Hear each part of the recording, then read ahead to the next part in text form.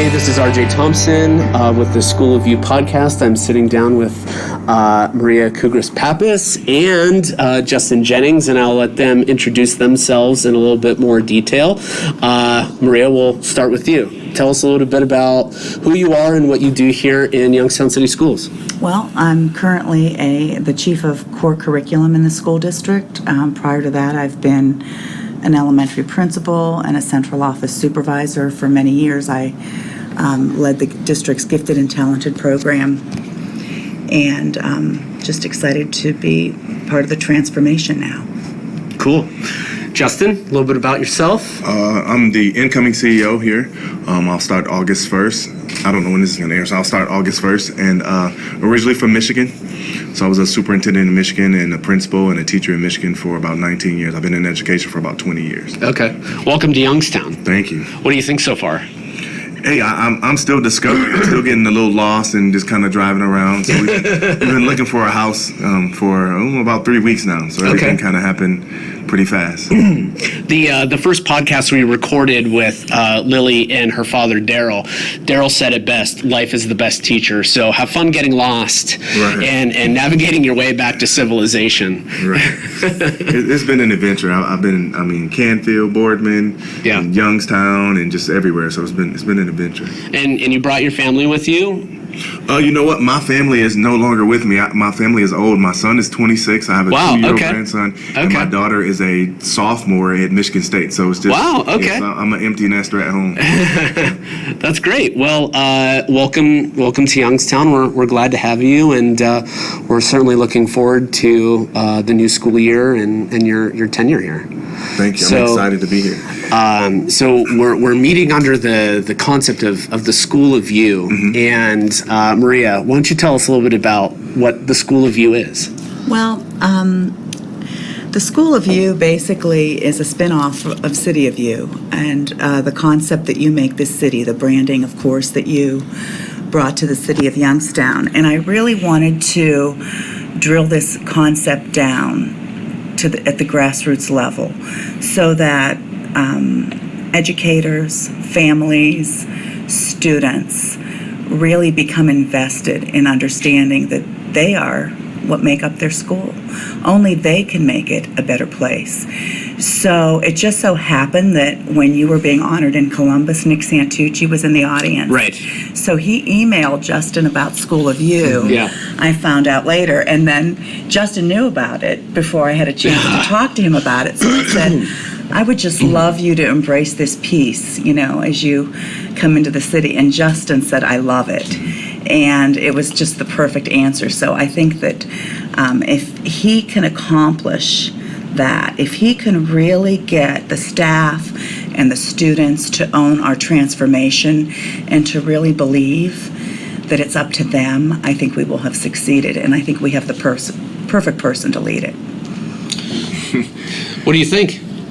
I agree. I don't know about the perfect person part, but I agree. I think this is a concept that has to happen with all of our, I call them scholars, I don't call them students, with all of our scholars and their families as well, because they have to understand that they are the district. We're people who work here and we're here to serve them, but they're the ones who make the district what it is, whether if they want it to be positive, that's what we put out there. If they want it to be negative, that's what they put out there. And that goes from social media, that goes from just talking to your neighbor, it goes through walking through the store and coming into school every day. Yeah. So I appreciate you using a synonym or a different word for the students.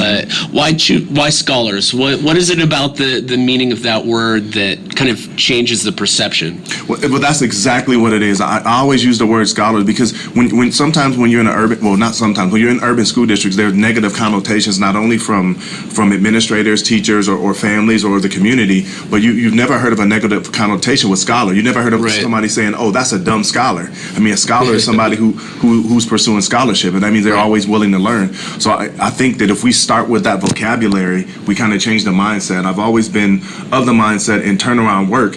Turnaround work is not about changing a school district. It's about changing the mindset of a community. And this initiative is perfect for that concept, changing the mindset of a community.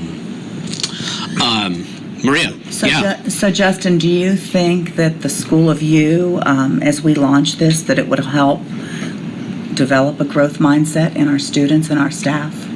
I think so, because it honestly gives them the onus of the district belongs to you. Yeah. It's not, I mean, for so long, it's like whether it belongs to a school board, whether it belongs to a CEO, whether it belongs to a community is a separate, we separate each other, but together we can make it work.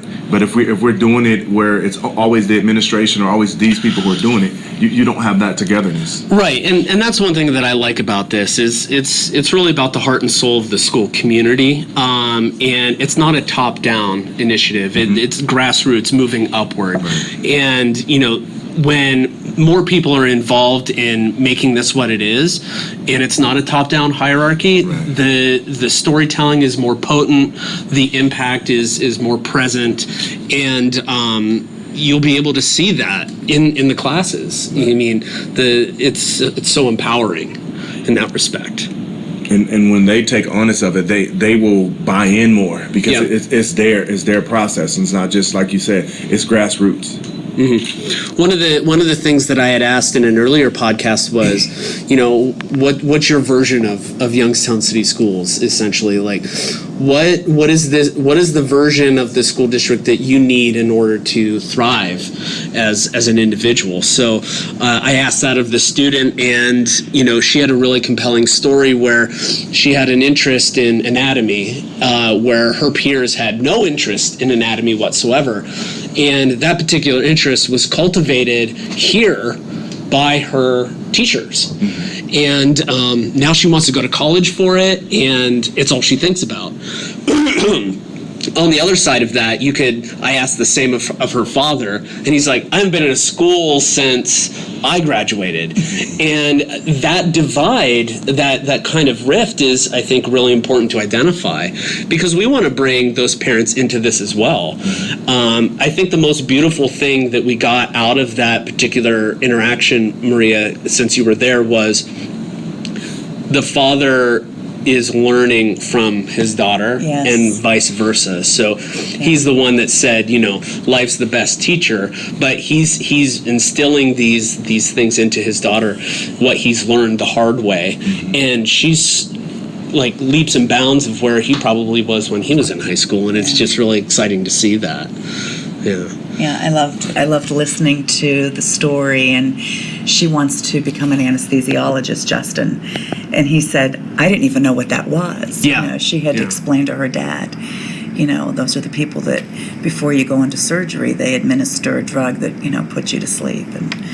And it's such a niche kind of interest. Right. Yeah. But that family dynamic also goes back to our school. It's that family dynamic. It's about having trust and communication. You have to, the parents every day, they trust when they send their scholars here, they were going to do everything that we can to make sure that they learn. But there also has to be communication. When there's that gap in the communication, whether it's from the community or whether it's from parents, that's when the trust doesn't work, because now they're not trusting what they're actually doing. And what you said is a great example. If you have a parent who's not in the building, they're only going to trust what they hear on the social media. Oh, there's fights there all the time, or they're doing that all the time. But when they're physically in the building, they can be the one, like we talked about in the community. They can be that mouthpiece. Like, nope, you know what? I was in East last week, and there was nobody in the hallway. I just saw kids learning. So that makes a huge difference.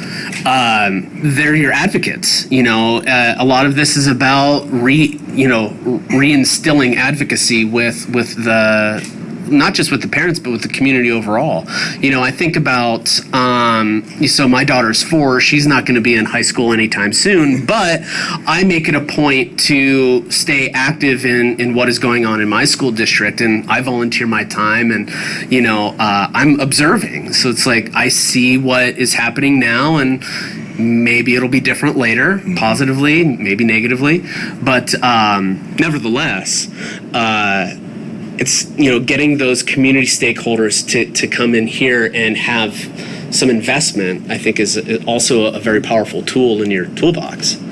How do you do that? How do we get folks that believe in Youngstown City Schools but don't have students in the district to participate? Well, I think we have to radiate excellence, and I just think, I think that Justin's whole syntax with with the scholar piece, that alone is going to set high expectations, I think, for our students and our entire community. And I'm thinking he's also going to really add a huge piece to our scholar athletes. Justin, tell us a little bit about your athletic past. Well, I played professional. I played college basketball at Purdue University. Played professional basketball overseas in the NBA for a while, and then injury caused me to go into education. So it's not a bad thing, but I think that I always use that as a springboard to conversations with our scholar athletes and Right. with our scholars. Period. I think it's important for people for them to see that someone was like them who made it, and now just doing something successful. I always give my shameless plug with getting them to go into education. Doesn't always work, but it's nice for them to have that in the back of their mind. What was your injury? I had like 4 back surgeries. Oh my God. Vasectomy. So That's significant. yeah. Wow. It was. I got to a point where the doctor was like, "Well, you can have surgery again, and you can play basketball a little more, and not be able to walk when you're about 45, or you can stop now and be able to still sustain life pretty good." So I decided to walk away. I have a friend of mine who played college football for University of Pittsburgh. And he was in a similar situation where he was being, scouted for professional football. It was looking really good, and he got into a car accident, and it threw his life through a loop. And what ended up happening was, despite all of the pain and doubt and all of the negative things that come along with an injury like that, he was able to completely redefine who he was, and he's grounded in education now. So, your story is certainly more painful than his. He just had a leg injury, but nevertheless, I see those kind of moments as, being, despite painful, it set you on a completely new trajectory that you maybe never even thought you would be on, and that's inspiring. And Maria, I absolutely agree with you. That is a story that needs to be heard and told, because the likelihood of that story happening to some of the Youngstown scholars, it's there. It very well may happen, and they need to be able to pivot if the time comes. Let's be honest. I mean, all kids really don't like school. But many of those kids, athletics is their ticket. Justin, do you think you would have gone to college? No, I'm a first generation college graduate, and I have 2 older brothers and a younger sister, and I'm the only one who has a college degree. Neither one of my parents did either. So it was a vehicle for me to use basketball and not let it use me. And that's the message that I always try to tell our young scholars. I had a chance, actually, in this room yesterday, there were a couple graduates I think there were 3 football players, and they were going through the NCAA clearinghouse, and I asked them some questions. I'm like, "Hey, so what are you gonna major in?" And they were kind of looking like, "So you're going to college to play football, but you don't know what you're going to major in." Right. You didn't realize. Even the LeBron James, the Kobe Bryants, the Emmett Smiths. I'm dating myself. They have a 10 to 15 year span. And if you think about it, when you get done after 15 years, you graduate when you're 20. You're 35. You still got 35 years of life left. Right. And the money you make is not going to sustain you for the rest of your life, because there's other factors you take into account when you have a minority student out of the inner city. They're going to go in, they're going to buy their mom a house, they're going to buy everybody a car. Now you're 35 and you made that $100 million, if you're lucky, and you're 35 and you don't have anything left. Right. So you have to sustain life. So. Yeah, that's unfortunately a common story there. I believe that. Too common. I believe that. Just on a personal level, through stories my dad told me, he was a very good football player. He went to YSU on a full football scholarship, and he didn't like school, but he loved sports. So after the season, he stopped going to class at YSU, and his mentor, just a man that supported him in the stands and wanted him to succeed, somehow heard about it. And my grandparents were Greek immigrants, so my dad was also a first-generation college student. And this man had a meeting with my grandparents. They told him how talented an athlete my dad was, but that he wasn't going to school. Here, my dad got a job in the steel mills, Youngstown Sheet and Tube, and loved having some pocket change. So, and my grandparents, they didn't know any better. So this man picked my father up every day for school and took him just until spring, when they got into that spring conditioning period, because then he was, he got him through that period. And my dad told me that he didn't think he'd ever have gone to college if it weren't for football. And then this man that really salvaged the situation when he almost became a dropout that year. If it weren't for those two factors, he probably would not have finished college and gone on to become a teacher. So I truly, truly believe in athletics. I think the School of U is going to help inspire excellence with our athletics and with our scholar athletes. Well, your father's story is an exact case in point of why the School of U is so important, because the community was invested in him succeeding so that he could create more good for the community. So it's perpetual, it's cyclical. And if we can do that with the School of U, then great. I think that's already happening here in the city schools. So hopefully we can augment that.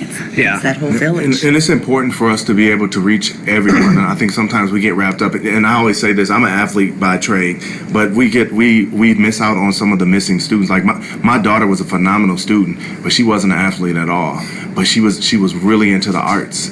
And before I got to the last school district I was in, and I didn't do this because of my daughter, I really invested a lot of time and a lot of money in the arts, even my own money, making sure that the students who stayed after had something to eat, their costumes were there. So it's not just about reaching a certain level of students, because be honest, when you're in an urban school district, athletics is the key to sustain most districts for a long time who've been struggling, because when the resurgence happens, you have athletics who may have a good football team, good basketball team, good rugby team, and it brings people back because now they have the chance of getting a scholarship. But there are so many students who they aren't athletes, and they still have the ability and special things that they can do to even enhance the district. So you're looking at the arts, you're looking at just different things like that for our scholars to do as well. And to be the best they can be. Absolutely. Well, I think we'll go ahead and end it on that point. Certainly a strong point, nevertheless. And actually, let's end it on this. So, Justin, you're new, so I'll rapid fire a few questions for you. No problem. The first of which is, what are your goals for the upcoming academic year? So we'll start there. Right. Well, as always, we want to see our scholars improve. We want to see them improve in every area. We want to make sure that we have a professional development for our teachers, our administrators, and make sure that we're all on the same page, and that we really want the community involved in what we're doing. I think that's so important. More important than anything else is to get them involved. The business people, the university, the mayor, everybody who has the ability to help. We want to get them involved, and they can. One of the things that our focuses are going to be is on reading, and what better way to focus on reading and have our business community, our mayor, come to our building, the college, Mr. Tressel, come to our building and read to our kids, and they can understand the importance of it. So really building that trust with the community is the beginning, and improving. We're here for one reason, and that's to educate kids, educate scholars, excuse me. Yes. That's to educate scholars, and that has to be the central focus on everything we do. How we spend money, how we spend our time, it has to be focused on how we educate our scholars. Excellent. Here's the last one. So, and this is totally frivolous, but have you been to Handles yet? I have not. Oh, you know what? Oh, you have? I've not Okay. been to Handles, but I have had Handles. Okay. So I All had dinner with somebody at their house, and I had Handles, and you know what? I don't like chocolate ice cream, but I love butter pecan ice cream. She brought me chocolate pecan ice cream. That was the best ice cream I ever had in my life. And I won't say that because my old favorite ice cream place was in Traverse City. It's called Moomers. So if you ever go to Traverse City, there's an ice cream place called Moomers. In Moomers, the ice cream is fresh. They have the cows that they make the ice cream with right on site. Oh, wow. Hopefully this doesn't get back to the people. It was the best ice cream I ever had, and it was good. It was really good. Well, next time we chat with you, I'm going to ask you again, and we'll need to have like that favorite flavor locked down. Gotcha. Yeah. That means I got to make multiple trips. That's right. Right. Yeah, you got to sustain the local economy with those ice cream trips. Right. Yeah. There's a pizza place here. Someone in Cleveland told me there was a pizza place. Oh, there's a lot of pizza places, Which but one? they're probably Yeah, talking which about one? Wedgwood. You think they're talking about Wedgwood? Wedgwood. Okay. Yeah. I'm going to find out. So next time I'll make sure that I know, and I'm going to tell you I tried the pizza. Okay, yeah, well, that'll be a special episode of the School of You podcast where we just talk about all of the foods and explore the culture. Yeah, the culture of Youngstown. Yeah. The We can meet culture at of one the of the city pizza of places. you. There we go. Yeah. Maria, right? Yeah, Maria. Yep, she's buying. Yep. Cool. Well, it was great meeting you, and thank you for being here and your service to our students and the schools. Thank you. And the same to you, Maria. We're just thankful he landed here.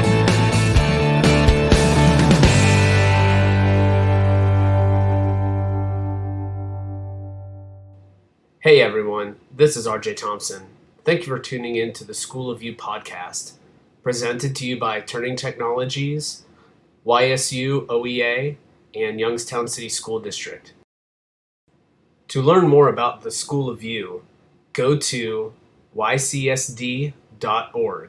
That's Youngstown City School District website, ycsd.org. Thanks for tuning in.